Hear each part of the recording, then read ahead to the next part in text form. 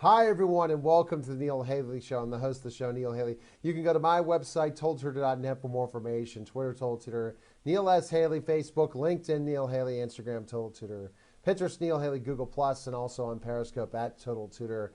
And I love coming to the Bethel Park Studios in Pittsburgh, Pennsylvania to do seasons. That's what I told Dave, because you never know when I'll be back again. So again, this is the fall season. Look forward to be shooting the winter season soon. But my guest, again, Triumph Books, so I'm excited to welcome the program, author Zack Meisel, author of the Ohio State Buckeye Fans Bucket List. Everything you need to know, do, and see.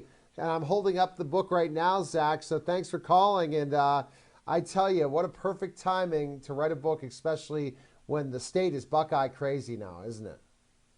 Yeah, it's always Buckeye crazy, but it's certainly had another level when you're coming off a championship season.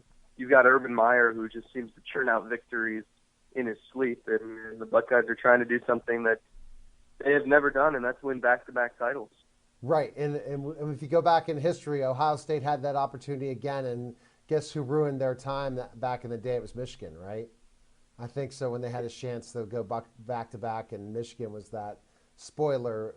If I was right history-wise, I don't know for sure. Right, and that's there's a large section about Ohio State-Michigan rivalry in the book, and especially about the 10-year war between Ohio State and Michigan, and that was Woody Hayes and Bo Schembechler. And Ohio State won it in '68, thought they were going to win it in '69, and Michigan came in, and that didn't happen. Woody Hayes never forgot that. Even to his deathbed, he was still mad at Bo Schembechler for beating him in '69 because the Buckeyes were dominant and defeating everybody by 30 or 40 points. Wow. And so Bo came, and Bo was also involved with Ohio State in some way, so that was really a hurtful thing for Woody, right, to see Bo go to Michigan. Bo was Woody's assistant for a while at Ohio State, and then took the Miami job, and then went and took the Michigan job. And yeah, it was they were friends, and in the book there are stories Bo tells about just having to deal with Woody on a daily basis when they worked together, and just having to temper Woody's anger all the time. And so Woody was never angrier than when his Ohio State team lost to Michigan, and in Bo's first year as head coach in 1969.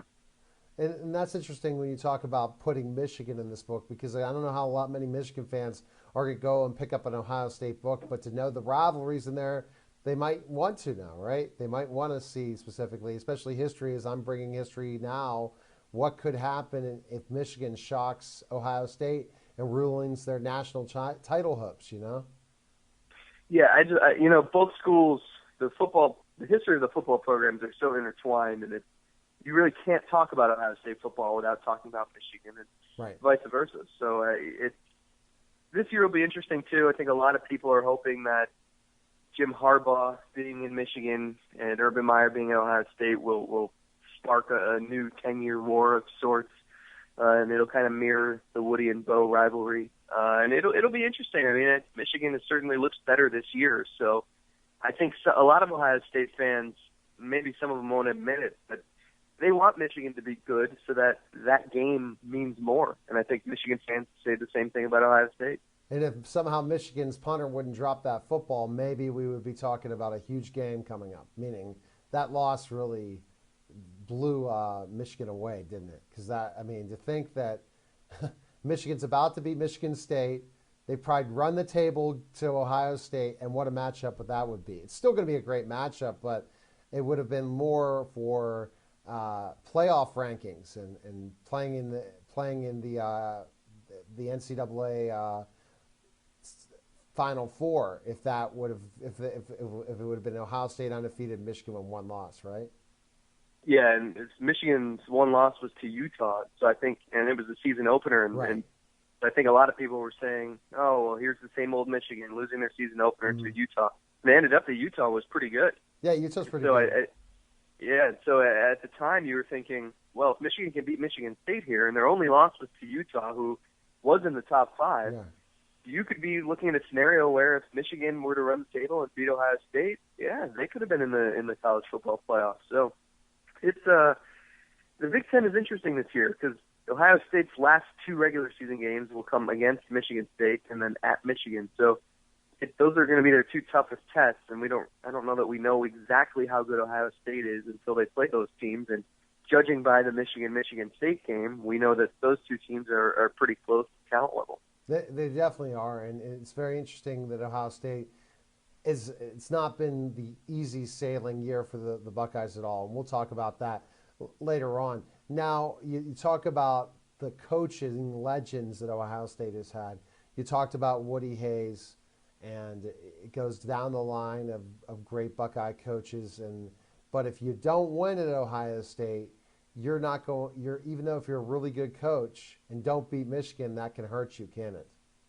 Yeah, and John Cooper learned that. He went 2-10 against Michigan, and he was one of the best recruiters. So much NFL talent came through Ohio State when he was there in the 90s. But he couldn't beat Michigan, and that was the problem. And they had close calls. They had times when they were undefeated and looked like they were going to go to the championship, and Michigan rained on that parade. And there was one game when Sean Springs, the cornerback, slipped and fell, and Michigan scored on a long touchdown, and that was basically the turning point in the game. Then the next year they were favored and they lost again. So it ended up becoming just too much of the same, and Cooper was let go, and that's when Jim Tressel was brought in. So, and Tressel had an immaculate record against Michigan. So that it does play a factor, and it might seem silly. It's just one team and one game every year, but if you don't beat Michigan, you're not going to be around long as Ohio State head coach. This book could have been very thick, couldn't it, Zach? Not just this, there's a lot of information in here as you're flipping through and different things, Heisman winners, and that's something to talk about that's interesting. But I like always looking at things and see, the number of Heisman winners with the Ohio State Buckeyes. And one that I always think about is Archie Griffin, winning two Heisman trophies. Just that time, the Ohio State Buckeye football with Archie was huge, wasn't it?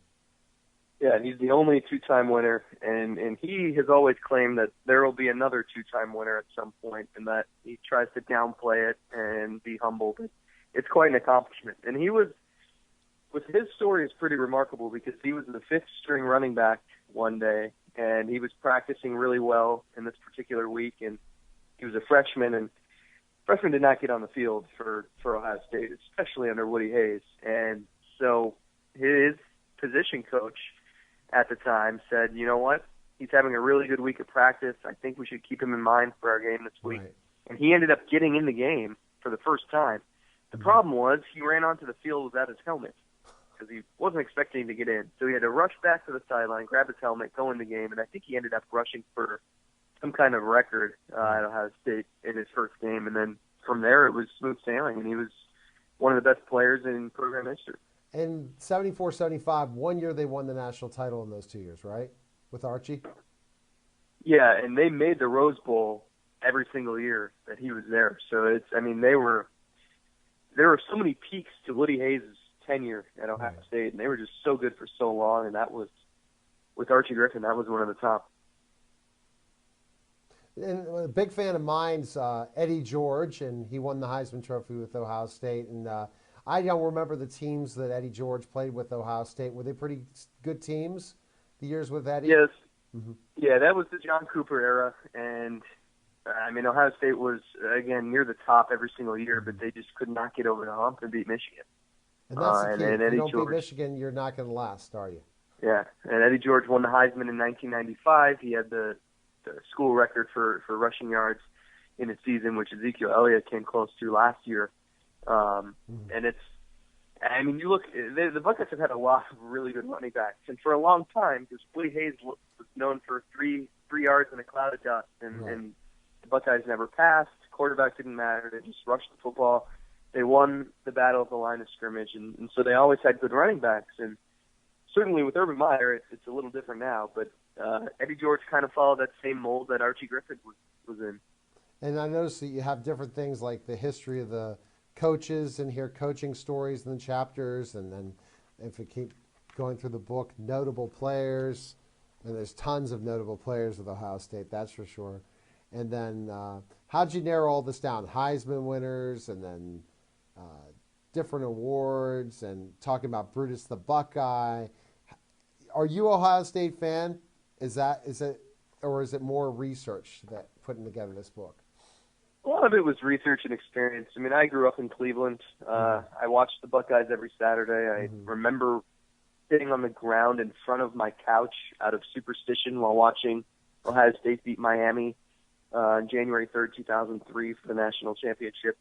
But I covered the Buckeyes for 5 years. I was on the beat, and so I had a fascination with Woody Hayes. I wrote a lot about Woody Hayes during my time, so I had that experience to draw back upon.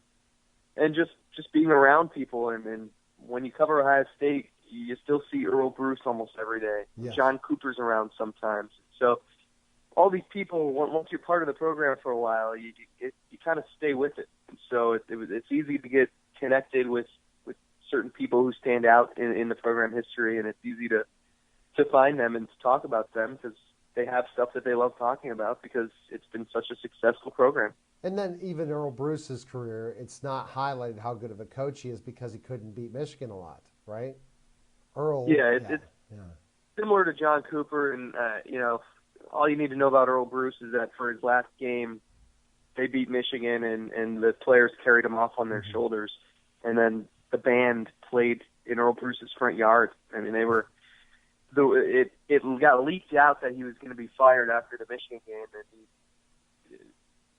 people were so upset about it that they gathered in his yard at his house, and the marching band came and played, and everyone was sad. So it was another great coach, and just because of the standard that guys like Woody Hayes set, it doesn't seem like he was that great, but he really was a good coach too. It's going to be kind of interesting if Penn State has this coaching carousel as well with Paterno, because again, will these coaches last at Penn State if they just are 8-3, 7-4? Because Paterno set such a high standard for Penn State football, and that's the same thing Woody Hayes. So Earl Bruce, if he was in any other program, I mean, the guy I got to interview him. He's a fabulous, phenomenal guy, and his coaching, people who are assistants under him have become phenomenal coaches. So he definitely is warranted as a very great coach. Yet you're at Ohio State, you don't win a lot against Michigan, you're going to end up going, and that's the difference. You got 104,000 people every week at Ohio State, and if you're not winning, forget about it. And we'll see how long this program continues. So when we get back, we'll talk more and more.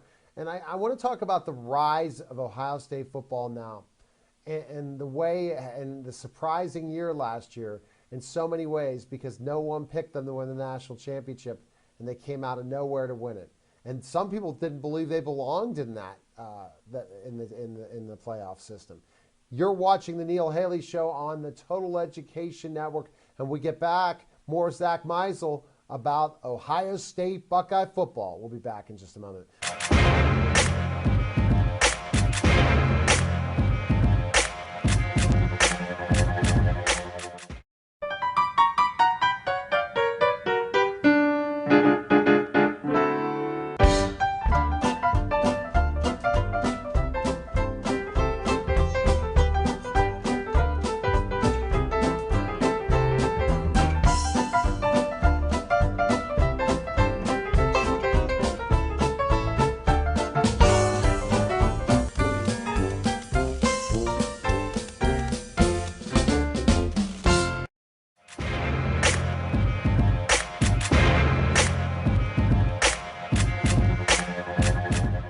We're back to the Neil Haley Show on the Total Education Network. Again, totaltutor.net and for more information. Twitter, Total Tutor, Neil S. Haley, Facebook, LinkedIn, Neil Haley, Instagram, Total Tutor, Pinterest, Neil Haley, Google+, and all on Periscope at Total Tutor. And I'm with Zack Meisel, author of the Ohio State Buckeyes Fans Bucket List.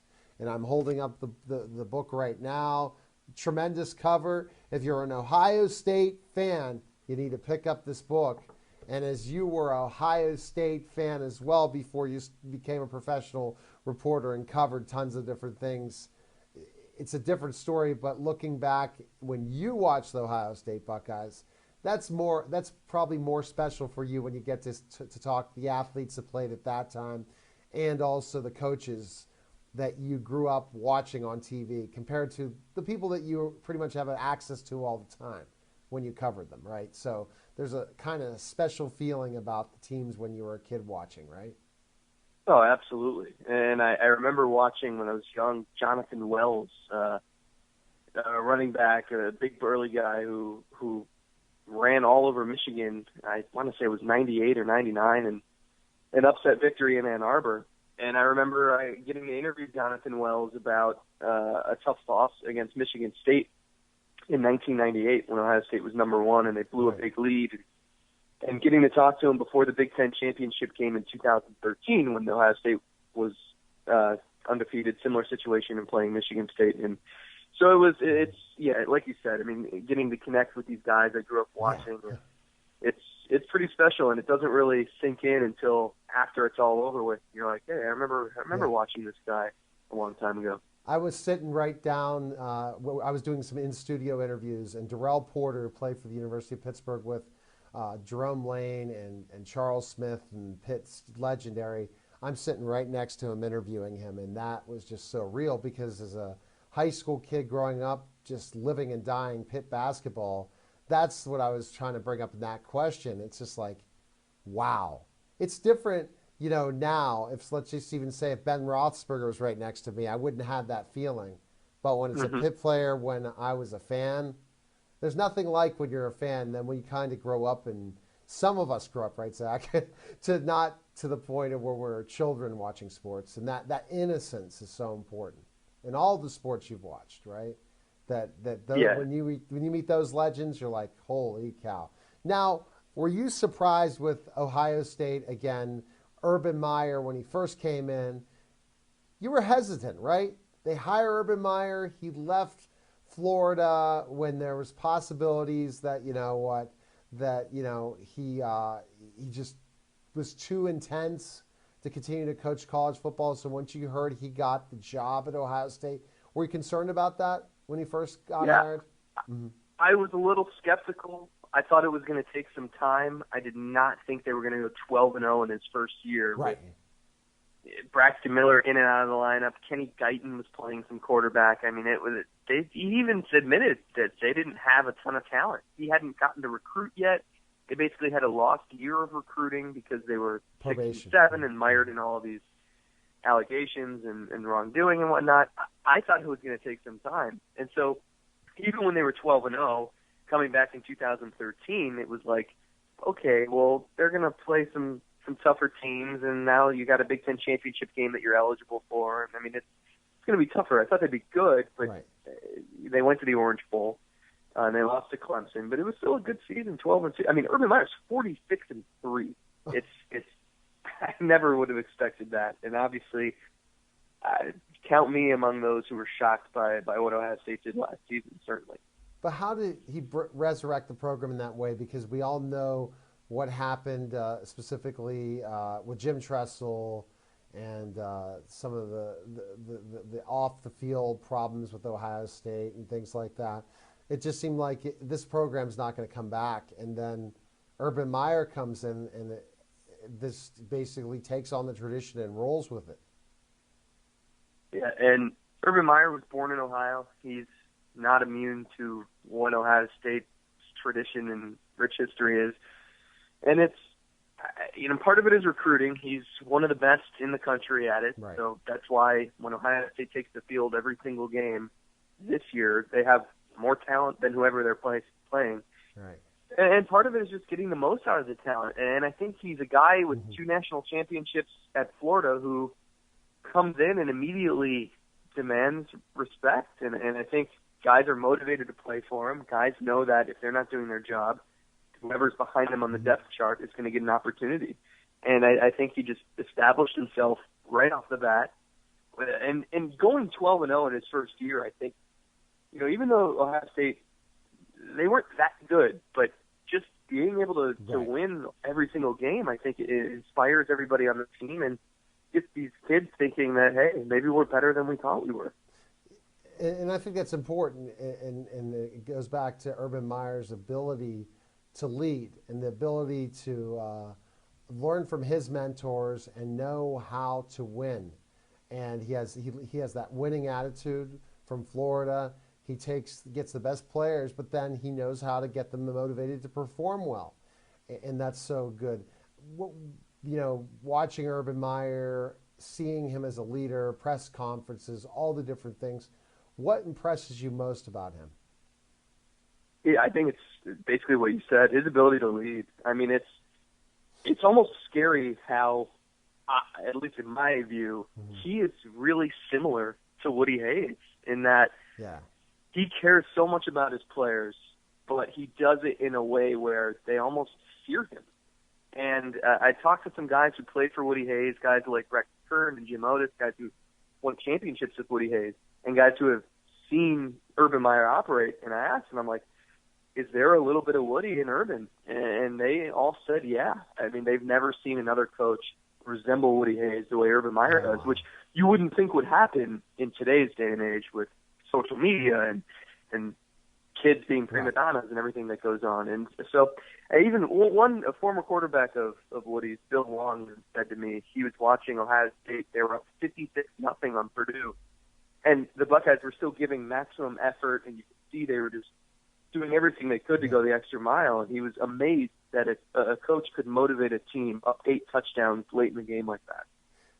So lead, motivate, X's and O's and all those things, and you were afraid about the health problems Urban had before.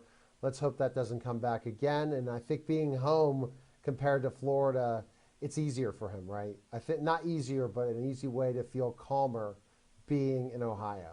Being in a big fish in not a small pond, but at least in Florida, can you imagine the recruiting frenzy in Florida? He can control the state and everything and really demand that respect. And I think that helps. And I guess if the players like him, that helps as well. But then he's a father figure in a way that he's not going to put up with their gruff, right?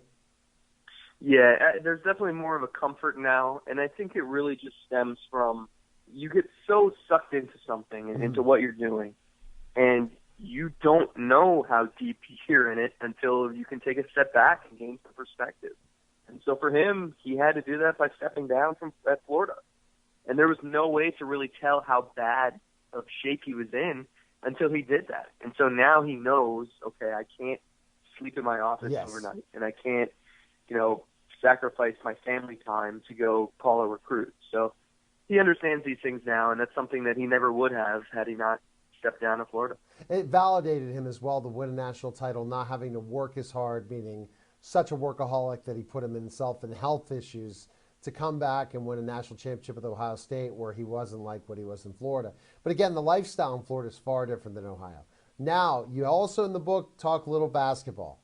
So Ohio State basketball, what do you think the most notable time for Ohio State basketball is in the history? Boy, probably the lone championship. I mean, they've had a lot of talent. Right.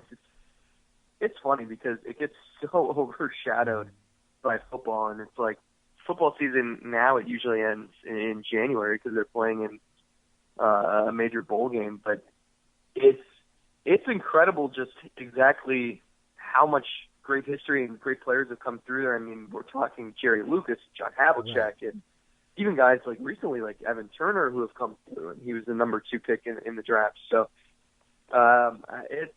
it's amazing, just all the players that have come through, and they've accomplished a lot. Thad Matta's been a great recruiter, and they get the talent to come through there.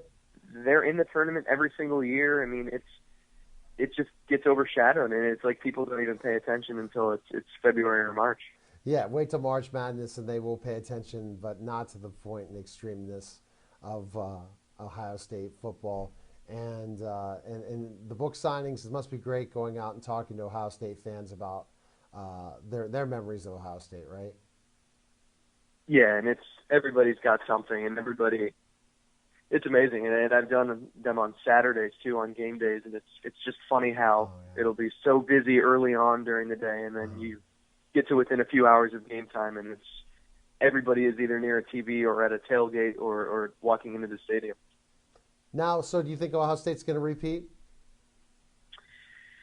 I don't know. I think they're going to get into the Final Four for sure. I think I'd be surprised if they lost to Michigan or Michigan State. Right. I think whoever they face in the Big Ten title game won't be much competition. It's almost like a coin flip. I think I never would have expected Ohio State to beat Alabama or to beat Oregon last year. And even though they have more talent this year, I think, I mean, if you match them up against Clemson, I think they're favored. But Clemson could win. LSU could beat them. I mean, it's possible. So I think Ohio State will be the favorite, but it's just such a crapshoot once you get there. It's so hard to repeat. Where can we find information on you, purchase your book, and learn more about you, Zack?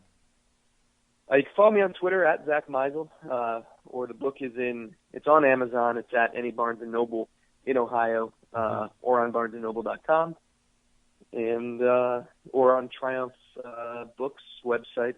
You can get it there as well. Not good news with the Browns, but can the Cavs go back and win it all? I hope so. I think so. They're gonna have a cakewalk to the finals. The Eastern Conference is no match for them, and so they've basically got 5 or 6 months to kind of figure everything out and get some chemistry on the court to keep everybody healthy, and they'll be there.